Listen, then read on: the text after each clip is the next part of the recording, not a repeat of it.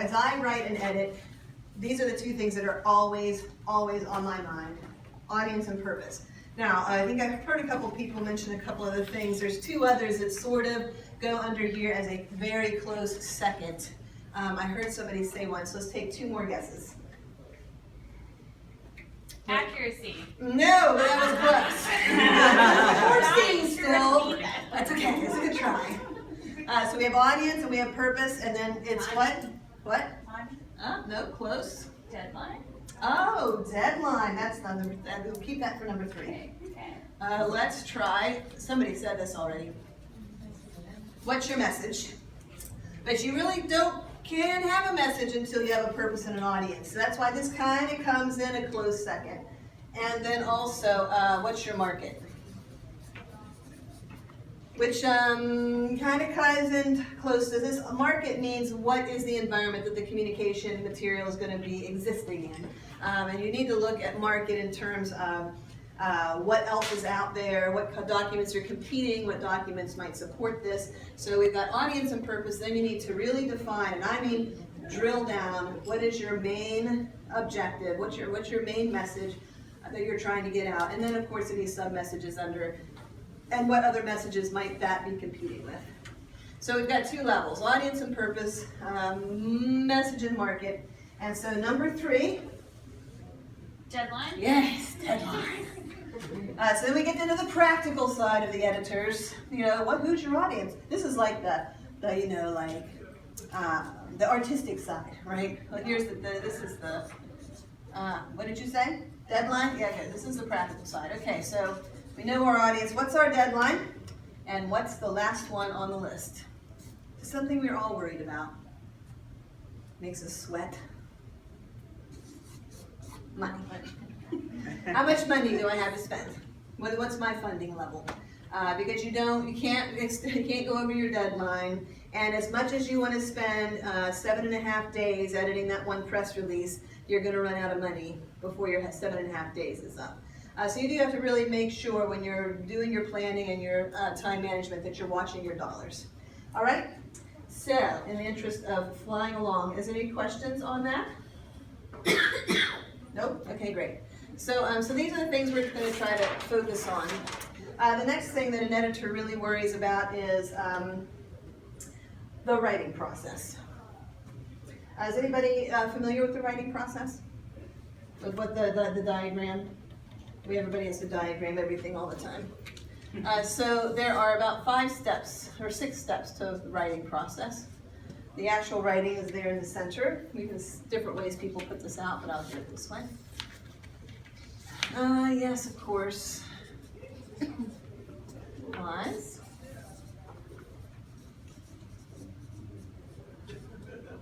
Right. These things I don't have this in your handout, so if you want to write this down, you can. Can you guys read that well enough? What's the top one? Not at all. Revise. Revise. Yeah, maybe you'll be able to read it when I tell you what the words are. Pre-write is like draft. This is pre-write. Yes. So okay, pre-write is not drafting. No. So writing's in the center. And this is this kind of a diagram because you can go back and forth. Can we take a little guess at how much of your time you might spend in the actual writing stage? Percentage? 20. 20? Good guess. How about how much time you might want to spend in the editing stage? 70. Yes, that's right. 70 or 80. And then you can put your other percentages around here at pre-write and revise. Editing and revising. So we might give this might get a hefty 10%. And then we'll give 5% or so to these because you have to give 110%. Okay, and obviously these are kind of guesses, but the idea is that the writing is actually kind of the smallest piece of the pie. In terms of pre-writing, maybe you guys take a guess at what this might cover, just so you can, think of yourselves. What do writers do, or what do graphic designers do? Right, we conduct research. Any other ideas? Do what? An outline. Yeah, you might do an outline. If you guys brainstorm ideas, you might do storyboarding. Any of those things to sort of get the writing process going and get your ideas down on paper. And then you go into the writing process. And the writing process really kind of, once you get your ideas down, this is kind of the smallest part because you want to get a first draft down on paper. And the idea with the writing, from my perspective, is that you want to just get a first draft down on paper as quickly as you can, and don't really worry about whether it's any good. Don't let it being good keep you from putting something down. And don't edit yourself while you write. You know, once you've got your ideas in line, you can outline or not. Some people love to outline and then they write from there. Some people really don't want to outline, they just want to get it down. Some people just want to take notes. Some people want to do something called mind mapping, which the publication coach, who I'll mention in a little while. Mind mapping is when you have like, give me a subject, nuts. All right, I want to write something about nuts. And then mind mapping is when you sort of throw out from here, well, we could talk about size and shape. We could talk about type. We could talk about allergies. And then there's the peanut allergy and the tree nut allergy. And then there's, you know, prevention. This is mind mapping. Treatment. Awareness.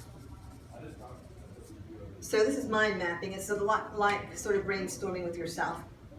So those are kind of ways that you could go ahead and take care of pre-writing. And then you get in here to writing and get your draft down on paper. Don't worry if it's any good. Set it aside, you know, for a day.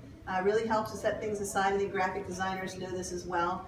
And then you start the editing process. And the editing process really runs between 60 and 80% of your time because you have to just keep working it. And you just keep working it, and then you just keep working it until you're happy with it. When I write and edit, my own personal process is, my pre-writing really literally is almost all in my head. If I have something I need to do, I conduct the research, I do my reading, right? I find out about the topic. I call and interview people. That's a big one for me. I sometimes will do it over email, but I really prefer phone calls because I can have my questions written out, I can hear their response, and then I hit their excitement about the topic. You know, they get really psyched about it, and I get a lot better verbiage that way than if I type out questions to them and they kind of, you know, the answer. If you talk to them on the phone, man, and they're passionate about it, then you get a lot better tone, you get a lot better like word choice. You have choice words, and I'll write down the choice words that I hear. So I do really love interviewing. It's probably my favorite part of this. And then sometimes I'll sit down and brainstorm, or I might do something like that. And then I start to think about it, and I'll think about it for a day or two, and I'll just let it mull around in my mind, and I'll kind of draft it in my mind, and then I'll sit down and actually write something down.